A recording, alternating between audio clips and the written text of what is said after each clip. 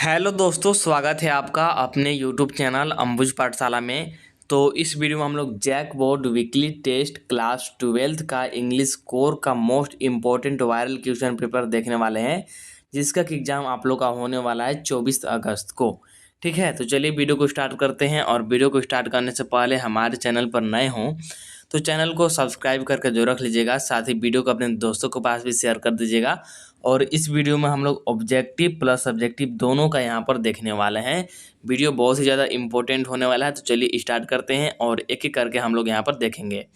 और पीडीएफ के लिए आपको क्या करना है, पीडीएफ के लिए आपको ज्वाइन हो जाना है टेलीग्राम ग्रुप में। टेलीग्राम ग्रुप का लिंक डिस्क्रिप्शन में दिया हुआ है, जाइए वहाँ पर ज्वाइन हो जाइए। आपको वहाँ पर पीडीएफ मिल जाएगा, पीडीएफ वहीं पर शेयर किया जाता है।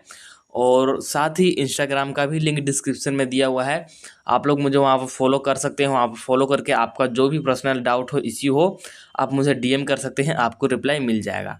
तो चलिए स्टार्ट करते हैं। एक बार मैं आपको फिर से बता देता हूँ, क्लास 12th का है, इंग्लिश कोर का है, जिसका कि एग्जाम आप लोग का 24 अगस्त को होने वाला है। तो चलिए स्टार्ट करते हैं। तो देखिए, सबसे पहला यहाँ पर फर्स्ट नंबर वाला क्वेश्चन क्या है। देखिए पहला क्वेश्चन क्या है, who is the author of the last lesson. जो आपका चैप्टर है द लास्ट लेसन, तो इसके ऑथर कौन है, यानी कि इसके लेखक कौन है, यहाँ पर बताना है। तो राइट आंसर क्या है, राइट आंसर है इसका अल्फोंसे डॉटेट, यानी कि ऑप्शन नंबर यहाँ पर हो जाएगा आपका डी करेक्ट। अल्फोंसे डॉटेट जो है आपका जो चैप्टर है द लास्ट लेसन, इसके ये ऑथर हैं, तो ऑप्शन नंबर डी हो जाएगा करेक्ट। इसके बाद आगे देखिए नेक्स्ट क्वेश्चन क्या है, Alphonse Daudet was from which country, यानी कि जो आपके ऑथर हैं लास्ट लेसन वाले चैप्टर के अल्फोंसे डॉटेड, ये कौन से कंट्री यानी कि कौन से देश से थे, ये बताना है।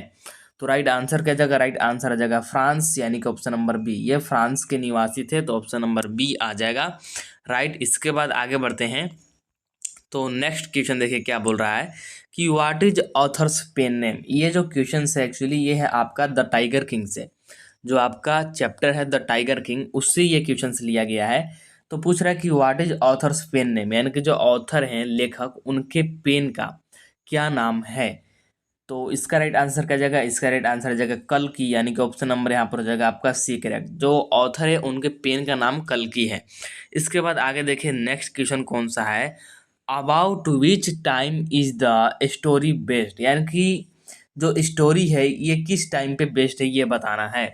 तो राइट आंसर क्या जाएगा, इसका राइट आंसर आ जाएगा हमारे पास टाइम ऑफ ऑटोक्रेटिक किंग्स, यानी कि ऑप्शन नंबर यहाँ पर हो जाएगा डी करेक्ट। ठीक है, इसके बाद देखिए यहाँ पर नेक्स्ट क्वेश्चन कौन सा है कि under whose rule over the king's living, यानी कि किसके रूल के अंडर, यानी कि किसके रूल के नीचे यहाँ पर किंग रह रहे थे, ये बताना है। तो राइट आंसर क्या जाएगा, राइट आंसर आ जाएगा हमारे पास under the thumb rule of the British, क्योंकि उस समय यहाँ पर ब्रिटिश थे, तो उन्हीं के थंब रूल के ये नीचे रहते थे, मतलब कि उनका ये आदेश मानते थे, ऐसा आप समझिए।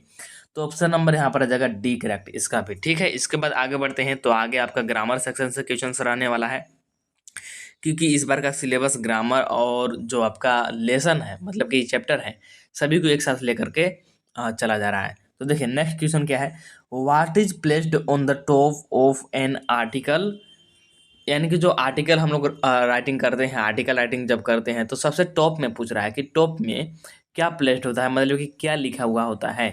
तो यहाँ पर बताना है। तो राइट आंसर क्या जाएगा, राइट आंसर आ जाएगा हेडिंग या टाइटल। हम लोग आर्टिकल जब भी लिखते हैं तो हेडिंग या फिर टाइटल से शुरुआत करते हैं, जो कि सबसे ऊपर में रहता है टॉप में। तो ऑप्शन नंबर बी हो जाएगा करेक्ट। इसके बाद देखिए नेक्स्ट क्वेश्चन क्या है कि what is placed just below the title of an article. जैसे हम लोग हेडिंग या फिर टाइटल तो दे दिए, अब इसके जस्ट नीचे क्या आ जाएगा, आर्टिकल में ही पूछ रहा है। तो क्या आ जाएगा, बाई लाइन हम लोग लिखते हैं, बाई लाइन। और यहाँ पर नाम भी डालना चाहे तो डाल सकते हैं। ठीक है, तो ऑप्शन नंबर यहाँ पर आ जाएगा बी करेक्ट। ठीक है, इसके बाद आगे बढ़ते हैं। तो नेक्स्ट क्वेश्चन देखिए क्या बोल रहा है, how many paragraph should be there in article an article, यानी कि how many paragraph should be there in article, यानी कि एक आर्टिकल में कितने पैराग्राफ्स होना चाहिए, ये बताना है। तो इसका राइट आंसर क्या जाएगा, 3 to 4, यानी कि 3 से 4 होने चाहिए। 3 से 4 होने चाहिए, 3 भी रहे तब भी चलेगा, 4 भी रहेगा तब भी चलेगा, मतलब कि 3 या फिर 4 होना चाहिए। तो ऑप्शन नंबर यहाँ पर आपका सी करेक्ट हो जाएगा। ठीक है, इसके बाद नेक्स्ट क्वेश्चन देख लीजिए कौन सा नेक्स्ट क्वेश्चन है आपका, which of the following is not an element of N article, यानी कि यहाँ जो आपको ऑप्शन दिया गया है, इनमें से कौन सा जो आर्टिकल राइटिंग में हम लोग यूज नहीं करते हैं या फिर आर्टिकल राइटिंग में नहीं होता है, ये बताना है। ठीक है, तो राइट आंसर क्या जाएगा? तो आर्टिकल राइटिंग में हम लोग डेट यूज करते हैं? बिल्कुल नहीं। और ना ही सब्सक्रिप्शन का यूज करते हैं, सैल्यूटेशन भी यूज नहीं करते हैं, ये भी यूज नहीं करते हैं, ये भी यूज नहीं करते, ये भी यूज नहीं करते हैं। मतलब कि ऑप्शन नंबर डी हो जाएगा करेक्ट। क्यों? क्योंकि हमसे पूछा है कि नोट एन एलिमेंट, मतलब कि कौन सा नहीं होता है, तो ये तीनों नहीं होता है, इसीलिए ऑप्शन नंबर डी हो जाएगा करेक्ट। इसके बाद अगल का क्वेश्चन देख लीजिए, क्या बोल रहा है? What should the first paragraph of an article be all about? यानी कि जो आर्टिकल है इसका जो फर्स्ट पैराग्राफ है ये किसके बारे में ऑल अबाउट होता है, मतलब किसके बारे में पूरा पूरा होता है, ये बताना है। तो ये होता है आपका ब्रीफ इंट्रोडक्शन, यानी कि सबसे पहले एक अच्छा इंट्रोडक्शन होना चाहिए और टॉपिक होना चाहिए। हम लोग जिस टॉपिक पे लिख रहे हैं उसका इंट्रोडक्शन हो जाएगा और साथ में टॉपिक को भी मेंशन करेंगे, तो ऑप्शन नंबर यहाँ पर जाएगा डी करेक्ट। ठीक है, इसके बाद आगे बढ़ जाते हैं। तो आगे देख लीजिए, अब यहाँ से है आपका सब्जेक्टिव क्वेश्चन। सबसे पहले 2 नंबर वाला क्वेश्चन है जो कि छोटा छोटा रहेगा। तो पहला क्वेश्चन क्या है कि what was unusual about M Hamel's dress on his last day in the school? The last lesson वाले चैप्टर से है। क्या पूछ रहा है कि what was unusual about M Hamel dress, यानी कि जैसे यूजुअली जो एम हैमल थे ये एक्चुअली टीचर थे, ठीक है, और यूजुअली ये अपना कैजुअल ड्रेस पहन करके स्कूल में पढ़ाने जाते थे। लेकिन उस दिन ये अनयूजुअल, मतलब कि अनयूजुअल हुआ, जैसे रोज होता है उससे कुछ अलग हुआ और उनका ड्रेस यहाँ पर चेंज हुआ। ठीक है, on his last day the school, तो उसी के बारे में यहाँ पर बताना है कि क्या अनयूजुअल था, किस प्रकार का ड्रेस था वगैरह, ये सारा कुछ यहाँ पर बताना था, मतलब कि बताना है। और क्यों हुआ ये भी सारा कुछ मेंशन कर सकते हैं, लेकिन शॉर्ट में करना होगा क्योंकि 2 नंबर का ही है, तो ज़्यादा लिखने का कोई मतलब है नहीं। तो देखिए इसका आंसर क्या जाएगा कि M Hamel put on his ceremonial cloth on his last day in the school, यानी कि जो एम हेमएल है ना, एम हेमएल जो टीचर है, उस दिन ये सेरेमोनिकल, मतलब कि जैसे कोई सेरेमनी हो रहा ना, उस प्रकार के ये क्लॉथ पहन के आते हैं। और एक्चुअली में पहनते क्या है, he was wearing a beautiful green coat, यानी कि एक बहुत ही सुंदर ग्रीन कोट पहनते हैं, अ फ्रिल्ड शर्ट पहनते हैं, and a little black embroidered silk cap पहनते हैं। ठीक है, और this was a special ceremonial attire which he usually wore on days of inspections and prize distribution. और ये जो ड्रेस पहन कर आए हुए हैं ना, ये यूजुअली कब पहनते हैं, तो जैसे कोई प्राइज डिस्ट्रीब्यूशन का डे हो या फिर कोई सेरेमनी वाला डे हो तभी ये पहनते हैं, लेकिन उस दिन लास्ट डे था इसलिए पहन कर आए हुए थे। नेक्स्ट क्वेश्चन देखिए क्या बोल रहा है, what words did M Hamel write on his the blackboard before dismissing the last class, what did they mean?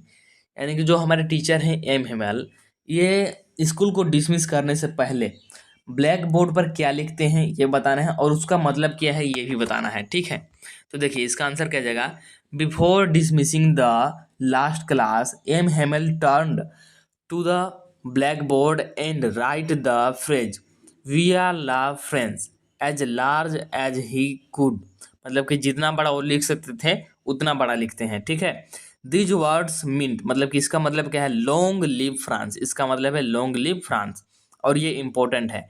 And spoke of M Hamel great love for his country and his deep sense of patriotism. ठीक है, इसके बाद next question देखिए क्या है next question यहाँ पर, Y did the Maharaja ban tiger hunting in the state? यानी कि महाराजा टाइगर हंटिंग स्टेट में, मतलब कि राज्य में बैन क्यों कर देते हैं ये बताना है। तो आंसर देखिए क्या आ जाएगा, as the prince was crowned the king the astrologer's prediction regarding his, यानी कि the king's death by a tiger reached his ears, यानी कि जो एस्ट्रोलॉजर्स होते हैं, मतलब कि जो मतलब कि भविष्य बताते हैं ना, उसी को एस्ट्रोलॉजर बोला जाता है, जो मतलब भविष्य की भविष्यवाणी करते हैं। तो वो बताते हैं कि जो टाइगर है इनका मृत्यु टाइगर से ही होने वाला है, तो इसी के कारण ये बैन करते हैं। आगे देखिए आगे क्या लिखा गया है, this promoted the Maharaja to kill a tiger but the astrologer inform him that he had to successfully kill 100 tigers to escape the philosophy Thus, in order to reach that mark, the Maharaja went tiger hunting in the state except for himself. कहने का क्या मतलब है, जैसे ही astrologer भविष्यवाणी करते हैं कि महाराज यानी कि जो महाराजा है उनका मृत्यु के कारण टाइगर बनने वाला है, वो भी 100वां टाइगर। तो ये अपने राज्य में टाइगर हंटिंग बैन कर देते हैं कि कोई भी टाइगर को नहीं मारेगा, कोई भी टाइगर को नुकसान नहीं मरेगा, नुकसान नहीं करेंगे, एक्सेप्ट फॉर हिमसेल्फ मतलब कि सिवाय उनके, और खुद वो यहाँ पर 100 टाइगर को मारेंगे और जो ये भविष्यवाणी है इसको मतलब कि असफल करेंगे, मतलब इस भविष्यवाणी को गलत साबित करेंगे। ठीक है, इसके बाद देखिए आगे बढ़ते हैं। नेक्स्ट क्वेश्चन देखिए क्या बोल रहा है कि why did the Maharaja decide to get married, यानी कि महाराज जो है ये क्यों डिसाइड करते हैं शादी करने का, या फिर इसी क्वेश्चन का ऐसे पूछ देगा what is the reason for the tiger king's sudden decisions to marry. ठीक है, दोनों क्वेश्चन सेम ही है, तो आंसर देखिए क्या जाएगा, in order to defeated the astrologers of philosophy, यानी कि जो एस्ट्रोलॉजर्स हैं उनकी भविष्यवाणी को यहाँ पर मतलब कि गलत साबित करने के लिए the Maharaja had to kill 100 tigers, उनको 100 टाइगर मारने थे। He had already killed 70 tigers, और वो ऑलरेडी 70 टाइगर मार देते हैं। And the tiger population in his state near extinction, कहने का मतलब है कि उनके स्टेट में टाइगर खत्म हो चुके थे क्योंकि 70 टाइगर को ऑलरेडी उन्होंने मार दिया था। For this reason he wish to marry a girl in the royal family of state, और इसीलिए वो एक ऐसे लड़की से शादी करना चाहते थे जहाँ पे क्या हो, मतलब कि जिस स्टेट में with a rich tiger population, मतलब कि जहाँ पर टाइगर की संख्या ज़्यादा हो, where he could kill the rest of the tiger, जहाँ पर वो बचे हुए टाइगर्स को क्या कर सके, मार सके। तो इस प्रकार से इसका हो जाएगा राइट आंसर। और इसके बाद देखिए नेक्स्ट क्वेश्चन कौन सा है कि how is Mukesh different from the other bangle makers of Firozabad, Mukesh कैसे अलग है जो बाकी बैंगल मेकर्स हैं फिरोजाबाद में उनसे। तो राइट आंसर क्या जाएगा इसका, देखिएगा राइट आंसर क्या जाएगा, और ये 5 नंबर वाला क्वेश्चन है, नहीं ये 5 नंबर वाला क्वेश्चन है। तो Mukesh has the courage to dream big in spite of all adversity, whereas the other Bengal maker of Firozabad have recognized to their fate and have suspended all their hopes and desire. Mukesh refused to follow the God-given lineage of Bengal making and wants to be a motor mechanic when he grows up। तो मुकेश मतलब अलग कैसे है, तो ये अलग इसलिए है क्योंकि ये मोटर मैकेनिक बनना चाहता है, और बाकी सारे जो बैंगल मेकर्स हैं ये जो चला आ रहा है इनका बैंगल बनाने का यहाँ पर काम, मतलब वही करना चाहता है, जबकि ये जो मुकेश है ये मोटर मैकेनिक बनना चाहता है, ये करेज दिखाता है, कुछ अलग करना चाहता है, इसीलिए सबसे अलग है। तो इस प्रकार से आपका 5 नंबर का एक क्वेश्चन कंप्लीट हुआ है, और एक और क्वेश्चन 5 नंबर का रहेगा जो कि दूसरा रहेगा, और ये आर्टिकल राइटिंग से रहेगा। आर्टिकल आपको लिखने को बोलेगा किसी एक टॉपिक पर, ग्लोबल वार्मिंग हो सकता है या फिर कोई और टॉपिक हो सकता है, तो आर्टिकल राइटिंग का आप लोग एक बार यहाँ पर क्या कर लीजिएगा, मतलब कि प्रैक्टिस कर लीजिएगा। ठीक है, तो इस प्रकार से यहाँ पर आपका कंप्लीट होता है वीडियो। तो इस वीडियो में इतने ही, चलिए मिलते हैं नेक्स्ट वीडियो में, तब तक के लिए tata bye bye, see you in the next video. I think आपको वीडियो पसंद आया होगा, वीडियो पसंद आया तो वीडियो को लाइक जरूर कर दीजिएगा। चलिए मिलते हैं नेक्स्ट वीडियो में।